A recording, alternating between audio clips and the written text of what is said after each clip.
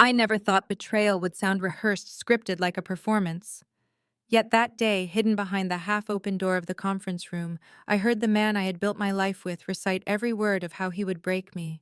His voice was calm, confident, even amused as he described in detail how I would cry beg and promised to change once he announced our marriage was over. He laughed as though my pain were already entertainment, and two women I once trusted, my husband's colleague and my oldest friend, laughed with him. My name is Riley Jensen, and I am a 32-year-old woman who once believed love could survive sacrifice. My father raised me to be cautious, to study every blueprint before laying a foundation. But when he died, I drowned in grief and in the need to believe in something bigger than my loss. That's when I met Colton. He was charming, ambitious, brimming with ideas for a tech startup he swore would change everything. I mistook his confidence for vision. I mistook his hunger for drive. And I mistook his smile for love. Back then, I was the grieving daughter with a $2 million inheritance. My father's construction business, sold after his passing, had left me not only money, but also lessons in perseverance, integrity, and the value of hard work. Colton saw all of it. He saw me, but not in the way I thought. He saw capital. He saw opportunity. He saw a woman too tender with grief to notice the sharpness of his calculations. We married quickly. I told myself I had found someone who understood me, who would help me rebuild. We launched Meridian Tech together. And in those early years, I convinced myself we were partners. I contributed the money, he contributed the connections and the technical know-how. I worked tirelessly, handling clients, drafting contracts, while he spoke on stages, shaking hands, painting himself as the visionary. I let it happen. I told myself it didn't matter who got the credit as long as we built something together. But the truth has a way of seeping through cracks. That day when I arrived at the office earlier than expected, I was buzzing with excitement. I had just left a meeting with Richardson's team, a deal that would triple our company's value. A deal I had chased for months, traveling, negotiating, carrying the weight, while Colton entertained late nights with Lydia, the marketing director he insisted we hire despite her thin resume. I wanted to surprise him with the good news. Instead, I found him preparing to destroy me. "She'll cry, then start begging," he said, his voice carrying a smirk I could hear. "She'll say she can't live without me. Probably promise to change. She'll say she'll do anything, just don't leave." My stomach clenched so hard I could barely breathe. At first, I didn't understand who he meant. But then Lydia's voice answered, casual and cruel, "And you're sure the prenup covers this?" "Yes," he replied confidently. "The wording protects my business ventures." Riley was just the grieving daughter with a fat inheritance check. She had no idea what we were building. My knees buckled, but I stayed silent, frozen against the wall. He said my name, Riley, so casually, as if I were a character in his script, predictable, pitiful. And then another voice joined in, one that made my chest ache. Molly, my college roommate, my best friend. The woman who stood by me at my wedding and wept with me on the anniversary of my father's death. She was there laughing, helping him refine the very words he would use to crush me. That moment shattered something in me. The Riley they described, predictable, weak, begging, she died in that hallway. In her place rose someone they had never accounted for, a woman who would not collapse under betrayal, but rise with clarity, sharper than any blueprint. I didn't confront them then. I stepped back quietly, my hands shaking so violently I pressed them against the wall to steady myself. My father's words came to me as if whispered from the grave. Always understand the full blueprint before you start building. If I burst in screaming, I would play the part Colton had written for me. I would give him exactly what he expected. No, I needed to rewrite the script. I needed to rewrite. In the safety of my office, I locked the door and removed my wedding ring. The diamonds sparkled in the afternoon light, but I no longer saw promise in it. I saw a transaction. A down payment Colton had made on my inheritance.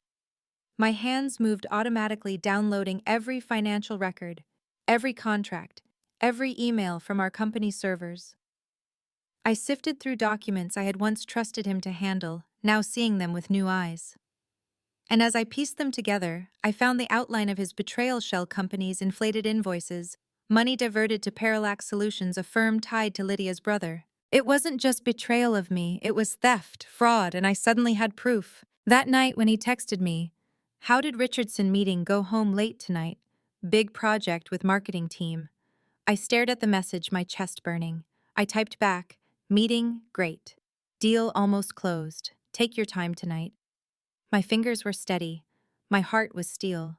He thought he knew me so well, thought I would collapse into tears, thought I was incapable of confrontation. But what he didn't know was that my silence was no longer fear, it was strategy. I called Marcus, my father's attorney, the man who had managed his estate. I hadn't spoken to him in months, but when he answered, his voice was the same steady reassurance I remembered. "Marcus, it's Riley," I said, my voice stronger than I felt.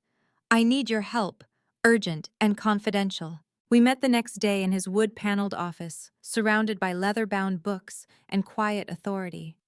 I laid out everything I had discovered, from Colton's rehearsal speech to the financial irregularities. Marcus studied my notes with furrowed brows, nodding slowly. "Your father would be proud of your composure," he said softly. "Most would be breaking apart right now." "I feel like I am breaking," I admitted, my voice cracking for the first time. "Like I'm stuck in a terrible play and everyone else knows their lines but me." He leaned forward. "That's exactly what's happening. Colton thinks he wrote your role, but you still hold the pen, and you can rewrite it." For 3 hours we dissected documents. Marcus explained my rights, the loopholes in the prenup, the evidence of embezzlement. With every page I felt less like a victim and more like a strategist. My grief hardened into resolve. Colton had miscalculated. He had built a plan assuming I would never fight back. He had underestimated me. As I left Marcus's office, clutching a folder of documents, the weight of my wedding ring absent from my finger, I whispered to myself, "He thinks he knows me. He has no idea." In the days that followed, I became an actress in my own life. Each morning I greeted Colton with a smile, kissed his cheek, asked about his work. Each night I lay beside him, listening to the steady rhythm of his breath while my mind raced through strategies. He believed his script was unfolding perfectly, while in reality I was rewriting the ending. The irony was almost poetic. He had rehearsed humiliation for me, choreographed my breakdown. But I was preparing my own performance, one that would end, not with tears, but with an envelope. The days after Marcus and I met blurred into a strange performance, each one a balancing act between rage and restraint. By morning, I was the doting wife listening as Colton bragged about meetings and deals over coffee. By night, I sat at my desk in silence, combing through files, piecing together a puzzle he thought I would never see. My heart was heavy, yes, but my mind had never been clearer. Every lie Colton told me became fuel. Every excuse he fed me, late meetings, working dinners, networking trips, now revealed itself as scaffolding for betrayal. Lydia's name appeared too often in company expenses, flights booked under consulting dinners, charged to the marketing budget, hotel stays, listed as off-site training. The audacity of it was almost insulting. He didn't even try to hide it well. He believed I was too blind, too naive, too devoted to ever look. But I did look, and the more I looked, the more I found. Through Marcus, I learned that Colton had been moving money, not just into Lydia's orbit, but also into Molly's.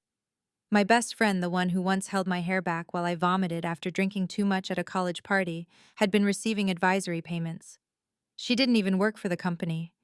The betrayal doubled back on itself, twisting the knife. At night, I would sit on the edge of my bed, staring at the glow of the city through our window, and replay every conversation with her. The late-night calls where she assured me Colton loved me, the weekends she spent at our home laughing at our kitchen table, the afternoons she swore she was busy with her own work. All of it now sounded rehearsed, scripted, like Colton's cruel speech. And I realized she hadn't just been a friend, she had been a spy. The grief of losing her was as sharp as the betrayal of losing him. One evening as Colton showered, I opened his desk drawer in the study. Inside lay a crisp folder labeled Exit Plan. My fingers trembled as I flipped through its contents. Drafted emails to investors, scripts for explaining my absence from the company, even mock press releases about how he had restructured leadership. My name appeared only once under the section titled Personal Matters. It read, "Riley has chosen to step away for personal reasons. She wishes the company continued success." My breath caught in my throat. He had already written me out of existence. I closed the folder carefully, returning it to its exact position. He would never know I had seen it. But inside me, something hardened.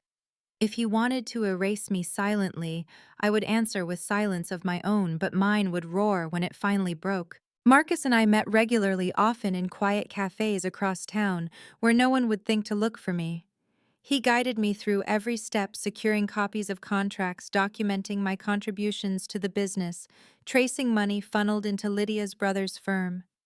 Each piece of evidence felt like a brick in a wall I was building, not to trap myself, but to protect myself. But strategy didn't erase the ache. I found myself lying awake, staring at the ceiling, whispering questions into the dark. How long had he been planning this? Did he ever love me? Or was I just an inheritance with a heartbeat? Was every "I love you" a line rehearsed as carefully as that breakup speech? Some mornings I could barely swallow my coffee as I watched him tie his tie, humming casually, as though the life we had built wasn't rotting beneath us. I wanted to scream, to demand answers, to claw the smugness off his face. But I didn't. Because rage was the part he had written for me. He wanted my tears, my desperation, my collapse. And I refused to perform it. Instead, I began rehearsing too. I practiced my calm expression in the mirror, the way I would slide the envelope across the table when the moment came. I practiced silence, the kind that unnerves, the kind that forces the other person to fill it with their own unraveling. And I practiced remembering who I was before him, my father's daughter, the woman who had negotiated contracts at 25, the woman who had inherited not just money, but a legacy of strength. Still, moments of weakness came. Once I found myself standing in front of our wedding photo, tracing the frame with my finger. My eyes glistened as I whispered to the smiling version of myself, "You didn't know. You couldn't have known." That night I allowed myself to grieve, not for Colton, but for the woman I once was, the one who believed love was enough. The following week, I arranged to quietly meet with Richardson's team, the very investors I had courted for months. I told them my story, not every detail, but enough for them to understand that the face of Meridian Tech wasn't the only architect behind its success. I showed them contracts I had negotiated, clients I had secured, revenue reports I had managed. And when I finished, one of them leaned back in his chair, studying me. "Riley," he said finally, "it seems Colton underestimated you." The words sank into me like warmth. For so long I had been underestimated, dismissed, erased. To hear acknowledgement even from an investor was a reminder that my work, my sacrifice, had never been invisible. Back at home, the tension grew thicker. Colton sensed something shifting, though he couldn't name it. One evening over dinner, he studied me closely. "You've been quiet lately," he said, his tone probing. I smiled softly, "Just tired." He narrowed his eyes, then chuckled. "Good. You'll need your energy." I wanted to ask for what another late night with Lydia. Another meeting where Molly whispered in your ear, but I kept my silence. Silence was my power now. In the solitude of my office, I drafted my own envelope. Inside it, I placed copies of the prenup, evidence of embezzlement, and a resignation letter that ended not with apology, but with clarity. I rehearsed how I would hand it to him when he launched into his well-rehearsed speech, how I would rise not with tears, but with strength. It was strange knowing the end of my marriage was inevitable, yet still sharing a bed with him. At night as he slept, I watched his face in the shadows. Once I thought that face was safety. Now it was a mask I no longer recognized. The irony was suffocating. He believed he was the playwright, rehearsing every word of my downfall. But I had learned the truth: sometimes the most powerful performance is silence. And when the curtain finally rose, it would not be his play that the world remembered.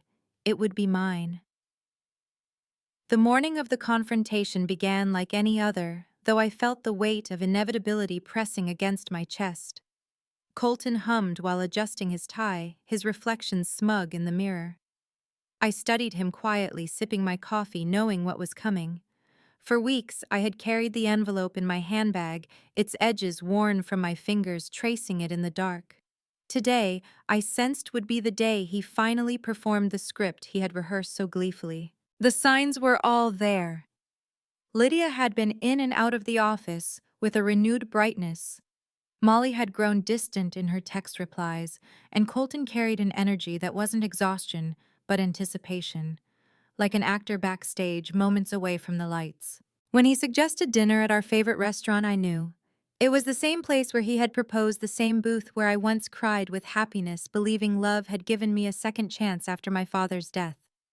How fitting, I thought bitterly, that he would choose this stage to humiliate me. I dressed carefully, not for him, but for myself. A navy dress tailored but modest, the same one I wore when I first negotiated a major contract. My hair swept into a bun. I painted my lips in a shade of red my father once said made me look fearless. In the mirror, I whispered, "You know your lines. Don't forget." The restaurant was warm with low lighting, the hum of quiet conversations all around. The waiter greeted us with recognition, leading us to that familiar booth. My chest tightened, but I forced my hands to remain steady as I set my bag beside me. Inside the envelope waited. Colton was in rare form, ordering wine, charming the waiter, even making small talk about trivial things. It was almost cruel how he slipped into the role of attentive husband, all while rehearsing betrayal beneath the surface. I watched him, every gesture, every smile, knowing what lay behind them. And then, after the entrees arrived, he leaned back, his face shifting. The mask dropped. He folded his hands on the table, his eyes gleaming with rehearsed confidence. "Riley," he began, his voice calm, deliberate. "We need to talk." I stayed silent, my fork poised above my plate as if listening to any ordinary conversation. "I've been thinking a lot about us," he continued.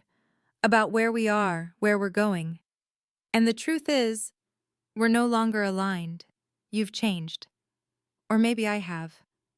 But this marriage isn't working." His tone was almost gentle, but I knew better. These were lines, each one rehearsed. He leaned closer, lowering his voice. "I know this will be hard for you. You'll probably get emotional, maybe even beg me to reconsider. But Riley, this is what's best. You'll be fine. You always land on your feet." My stomach tightened, but my face remained composed. I said nothing. His brows furrowed, slightly annoyed that I wasn't following his script. Still, he pressed on. "We'll handle this gracefully. I'll make sure you're taken care of financially. You won't want for anything. But Meridian Tech is mine. You were never really part of that world." There it was. The knife slid between my ribs with a smile. "You're strong, Riley. Strong in your own way. But this is beyond you." His voice softened as if he were doing me a kindness. "You'll understand someday." I inhaled slowly, keeping my eyes on him. He waited for me to cry, to break, to plead. His lips even twitched upward, anticipating his victory. Instead, I reached into my bag. My fingers brushed the envelope, the weight of it grounding me. With quiet precision, I laid it on the table between us. He blinked, confused. "What's this?" I didn't answer. My silence was louder than any outburst could have been. His hand hovered, then opened the flap.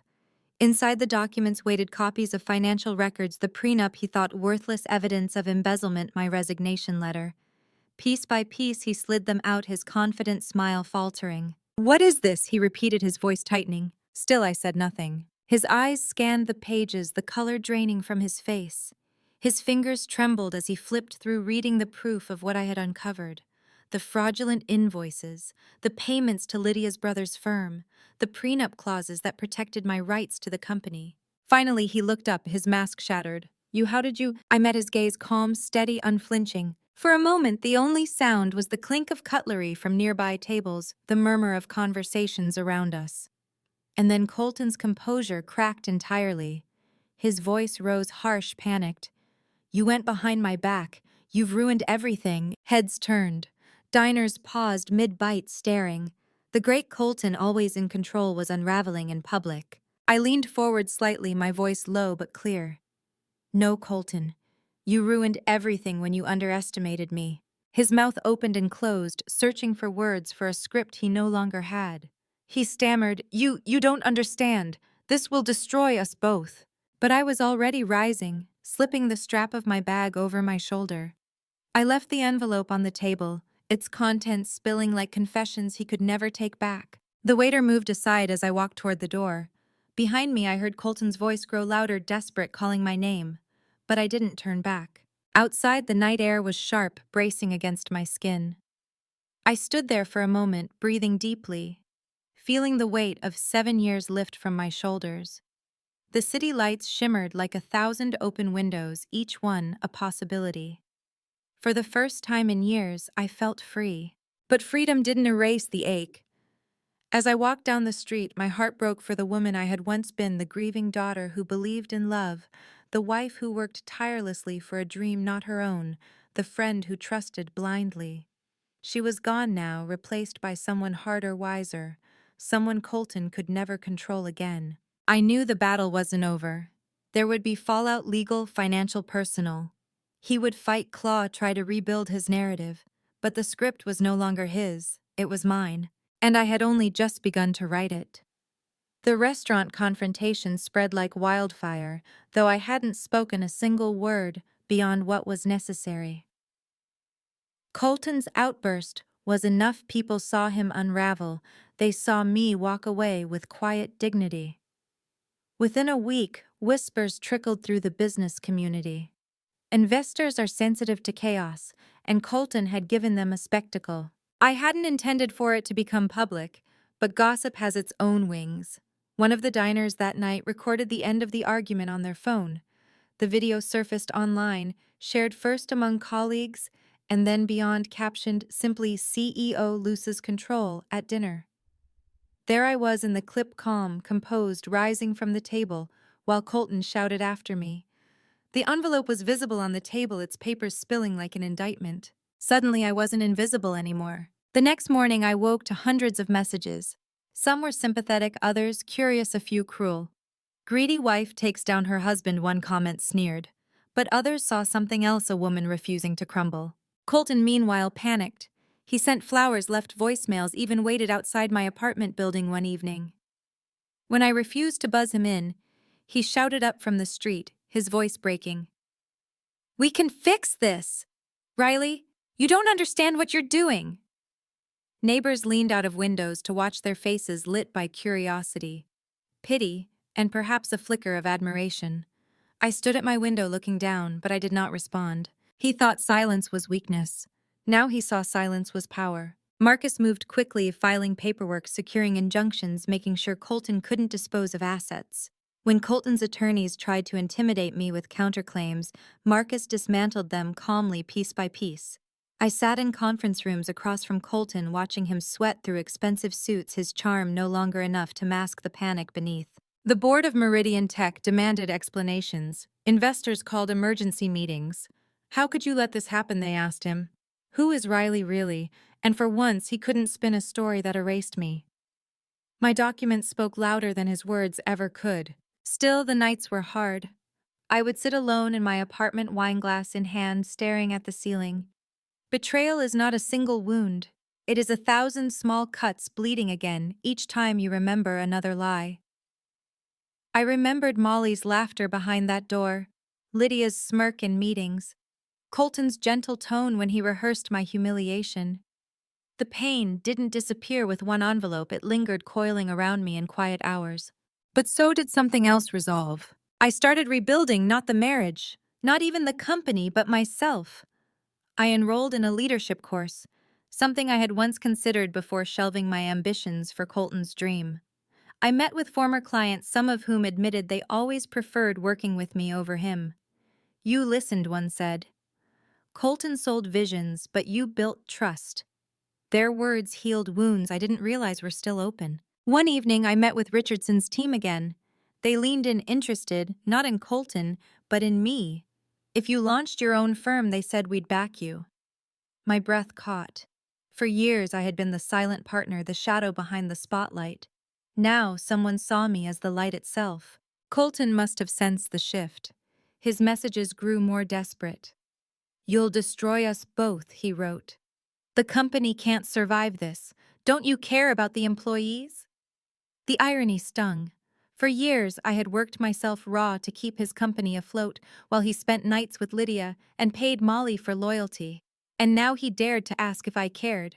The answer was simple. I cared enough to ensure no one else got erased as I had been. The legal proceedings dragged on as they always do. His lawyers argued, mine countered, and through it all, I kept my composure. At one point, Colton tried to smile at me across the table, that same charming grin that once melted me. But it no longer reached me.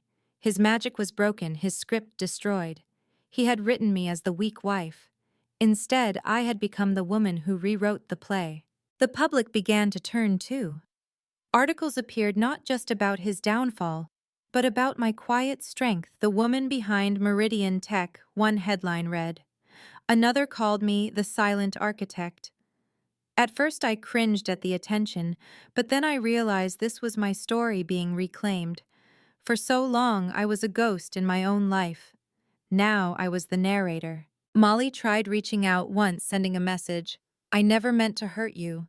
It wasn't what you think. I stared at it for a long time before deleting it. What explanation could erase the sound of her laughter with him? What apology could undo years of betrayal? Forgiveness is not owed, I realized. Some wounds are better left as scars. And Lydia. She disappeared from Meridian quietly, her position restructured. I imagined Colton promising her the world only to watch it crumble in his hands. Perhaps she thought aligning with him would make her untouchable. Perhaps she underestimated me too.